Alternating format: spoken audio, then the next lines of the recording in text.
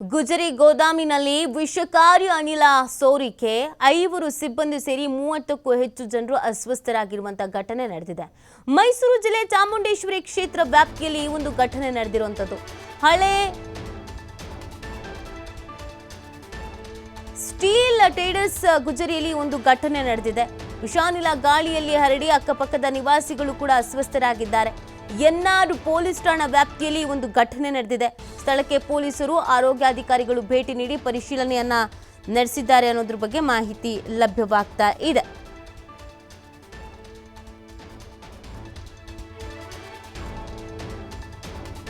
ಗುಜರಿ ಗೋದಾಮಿನಲ್ಲಿ ವಿಷಕಾರಿ ಅನಿಲ ಸೋರಿಕೆ ಆಗಿರುವಂತದ್ದು. 5 ಸಿಬ್ಬಂದಿ ಸೇರಿ 30ಕ್ಕೂ ಹೆಚ್ಚು ಜನರು ಅಸ್ವಸ್ಥರಾಗಿದ್ದಾರೆ ಈ ಘಟನೆಯಲ್ಲಿ ಅನ್ನೋದ್ರ ಬಗ್ಗೆ ಸದ್ಯದ ಅಪ್ಡೇಟ್ ಲಭ್ಯವಾಗ್ತಾ ಇದೆ. ಮೈಸೂರು ಜಿಲ್ಲೆ ಚಾಮುಂಡೇಶ್ವರಿ ಕ್ಷೇತ್ರ ವ್ಯಾಪ್ತಿಯಲ್ಲಿ ಈ ಒಂದು ಘಟನೆ ನಡೆದಿದೆ. ಹಳೆ ಕೆಸರೆಯ ರಿದಾ ಸ್ಟೀಲ್ ಟ್ರೇಡರ್ಸ್ ಗುಜರಿಯಲ್ಲಿ ಈ ಒಂದು ಘಟನೆ ನಡೆದಿರುವಂತದ್ದು. ವಿಷಾನಿಲ ಗಾಳಿಯಲ್ಲಿ ಹರಡಿ ಅಕ್ಕಪಕ್ಕದ ನಿವಾಸಿಗಳು ಕೂಡ ಇದರಿಂದ ಅಸ್ವಸ್ಥರಾಗಿದ್ದಾರೆ. ಎನ್ಆರ್ ಪೊಲೀಸ್ ಠಾಣಾ ವ್ಯಾಪ್ತಿಯಲ್ಲಿ ಒಂದು ಘಟನೆ ನಡೆದಿದೆ. ಈಗಾಗಲೇ ಸ್ಥಳಕ್ಕೆ ಪೊಲೀಸರು ಆರೋಗ್ಯಾಧಿಕಾರಿಗಳು ಭೇಟಿ ನೀಡಿ ಪರಿಶೀಲನೆಯನ್ನ ನಡೆಸಿದ್ದಾರೆ. ಕೆಲವರ ಆರೋಗ್ಯದಲ್ಲಿ ಏರುಪೇರು ಆಗಿದೆ, ಅವರ ಆರೋಗ್ಯ ಯಾವ ರೀತಿ ಆಗಿದೆ ಇದೆಲ್ಲವನ್ನ ಕೂಡ ವಿಚಾರಿಸಲಾಗಿದೆ.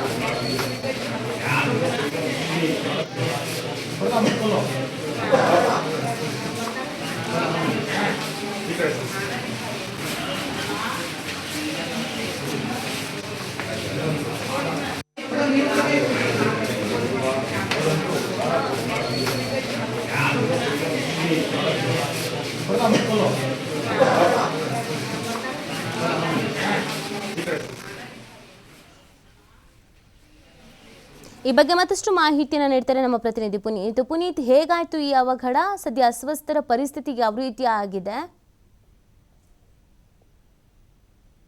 ಹೌದು ನೀತಿ, ಇದು ಚಾಮುಂಡೇಶ್ವರಿ ಕ್ಷೇತ್ರದ ವ್ಯಾಪ್ತಿಯಲ್ಲಿ ಈ ಒಂದು ಅಂದ್ರೆ ಗುಂಪಾಗಿ ಅಸ್ವಸ್ಥಗೊಳ್ತಾ ಇರ್ತಕ್ಕಂಥ ಪ್ರಕರಣಗಳು ಆಗಾಗ ಬೆಳಕಿಗೆ ಬರ್ತಾ ಇರ್ತಕ್ಕಂಥದ್ದು. ಮುಖ್ಯವಾಗಿ ಏನು ಕಲುಷಿತ ನೀರನ್ನ ಸೇವಿಸಿದಂತಹ ಒಂದು ಪ್ರಕರಣಕ್ಕೆ ಸಂಬಂಧಪಟ್ಟಂತೆ 2-3 ಗ್ರಾಮಗಳಲ್ಲಿ 4-5 ಜನರು ಇದೇ ರೀತಿಯಾದಂತಹ ಗಂಭೀರ ಸ್ಥಿತಿಯನ್ನ ತಲುಪಿ ಒಂದಿಬ್ರು ಸಾವಿಗೀಡಾದಂತಹ ಒಂದು ಘಟನೆ ಕೂಡ ನಡೆದಿತ್ತು. ಅದೇ ರೀತಿಯಲ್ಲಿ ಈಗ ಗುಜರಿಯ ಗೋಡನೊಂದರಲ್ಲಿ ವಿಷಕಾರಿಯಾಗಿರ್ತಕ್ಕಂಥ ಅನಿಲ ಸೋರಿಕೆಯಾಗಿ ಸುಮಾರು 5-6 ಮಂದಿ ಅಸ್ವಸ್ಥರಾಗಿರ್ತಕ್ಕಂಥದ್ದು. ಅದರಲ್ಲಿ ಒಂದು 2 ಗಂಭೀರ ಸ್ಥಿತಿಯನ್ನು ಕೂಡ ತಲುಪಿರ್ತಕ್ಕಂಥ ಒಂದು ಘಟನೆ ನಡೆದಿರ್ತಕ್ಕಂಥದ್ದು. ಮೈಸೂರಿನ ಹಳೆ ಕೆಸರೆ ಏನಿದೆ, ಇಲ್ಲಿ ಇರ್ತಕ್ಕಂಥ ರಿದಾ ಸ್ಟೀಲ್ ಟ್ರೇಡರ್ಸ್ ಗುಜರಿ ಏನಿದೆ, ಈ ಒಂದು ಗುಜರಿಯಲ್ಲಿ ಘಟನೆ ನಡೆದಿರ್ತಕ್ಕಂಥದ್ದು. ಅಲ್ಲಿ ಇರ್ತಕ್ಕಂಥ ವಿಷಕಾರಿ ಅನಿಲ ಏನಿದೆ, ಇದು ಸೋರಿಕೆ ಆದಂತಹ ತಕ್ಷಣ ಅಲ್ಲಿ ಇದ್ದಂತಹ ಸುಮಾರು 5 ಏನಿದ್ದಾರೆ ಅಲ್ಲಿನ ನಿವಾಸಿಗಳು ಇವರೆಲ್ಲರೂ ಕೂಡ ಅಸ್ವಸ್ಥರಾಗ್ತಾರೆ. ಉಸಿರಾಟದ ಒಂದು ಸಮಸ್ಯೆ ಆಗುತ್ತೆ. ಜೊತೆಗೆ ಅಲ್ಲಿ ಏನು ವಿಷಾನಿಲ ಗಾಳಿಯಲ್ಲಿ ಹರಡದಂತಹ ಒಂದು ಹಿನ್ನೆಲೆಯಲ್ಲಿ ಅಕ್ಕಪಕ್ಕದ ಜನರಿಗೂ ಕೂಡ ಇದು ಸ್ವಲ್ಪ ಮಟ್ಟಿಗೆ ಸಮಸ್ಯೆ ಆಗುತ್ತೆ. ತಕ್ಷಣ ಅವರು ಏನು ಅಲ್ಲಿರ್ತಕ್ಕಂಥ ಅಗ್ನಿಶಾಮಕ ಸಿಬ್ಬಂದಿ ಜೊತೆಗೆ ಪೊಲೀಸರಿಗೂ ಕೂಡ ಮಾಹಿತಿಯನ್ನ ನೀಡತಕ್ಕಂಥ ಒಂದು ಕೆಲಸವನ್ನ ಮಾಡ್ತಾರೆ. ತಕ್ಷಣ ಸ್ಥಳಕ್ಕೆ ಆಗಮಿಸಿದಂತಹ ಆರೋಗ್ಯಾಧಿಕಾರಿಗಳು ಇರ್ಬೋದು, ಪೊಲೀಸರು ಇರ್ಬೋದು, ಇವರೆಲ್ಲರೂ ಕೂಡ ಅಲ್ಲಿ ಏನು ಉಸಿರಾಟದ ತೊಂದರೆ ಜೊತೆಗೆ ಕೆಮ್ಮು ಕಾಣಿಸ್ಕೊಂಡು ಏನು ಅವರು ಪರದಾಡ್ತಾ ಇದ್ರು, ಅವರೆಲ್ಲರನ್ನೂ ಕೂಡ ಆಸ್ಪತ್ರೆಗೆ ದಾಖಲಿಸುವಂತ ಒಂದು ಕೆಲಸವನ್ನ ಮಾಡಲಾಗಿತ್ತು. ಇದರಿಂದಾಗಿ ಏನು ಸುಮಾರು ಏನು 5 ಆ ಒಂದು ಸ್ಥಳದಲ್ಲೇ ಇದ್ದಂತವರಿಗೆ ಒಂದು ರೀತಿ ಉಸಿರಾಟದ ಸಮಸ್ಯೆ ಹೆಚ್ಚಿನದಾಗ ಆದಂತದ್ದು. ಜೊತೆಗೆ ಅಕ್ಕಪಕ್ಕದಲ್ಲಿ ಸುಮಾರು 30ಕ್ಕೂ ಹೆಚ್ಚು ಮಂದಿ ಅಸ್ವಸ್ಥರಾದಂತದ್ದು ಇರಬಹುದು. ಇದರಲ್ಲಿ ಮಹಿಳೆಯರು, ಪುರುಷರು ಜೊತೆಗೆ ಮಕ್ಕಳು ಕೂಡ ಇರ್ತಕ್ಕಂಥದ್ದು. ಇವರೆಲ್ಲರನ್ನೂ ಕೂಡ ಆಸ್ಪತ್ರೆಗೆ ರವಾನೆ ಮಾಡ್ತಕ್ಕಂಥ ಒಂದು ಕೆಲಸವನ್ನು ಮಾಡಲಾಗಿದೆ. ಈಗ ಚಿಕಿತ್ಸೆಯನ್ನು ಕೊಡ್ತಕ್ಕಂಥ ಒಂದು ಕೆಲಸ ಕೂಡ ಆಗಿರ್ತಕ್ಕಂಥದ್ದು. ಜೊತೆಗೆ ಆರೋಗ್ಯಾಧಿಕಾರಿಗಳು ಅಲ್ಲಿ ಪರಿಶೀಲನೆಯನ್ನು ನಡೆಸುವ ಮುಖಾಂತರ ಅಲ್ಲಿ ಯಾವ ಒಂದು ಸಮಸ್ಯೆ ಆಗಿದೆ ಅನ್ನೋದ್ರ ಬಗ್ಗೆ ಮಾಹಿತಿಯನ್ನು ನೀಡತಕ್ಕಂಥದ್ದು ಬಾಕಿ ಇರತಕ್ಕಂಥದ್ದು. ಅನೇತಿ. ಓಕೆ, ಥ್ಯಾಂಕ್ ಯು ಪುನೀತ್ ತಮ್ಮ ಡೀಟೇಲ್ಸ್ಗಾಗಿ.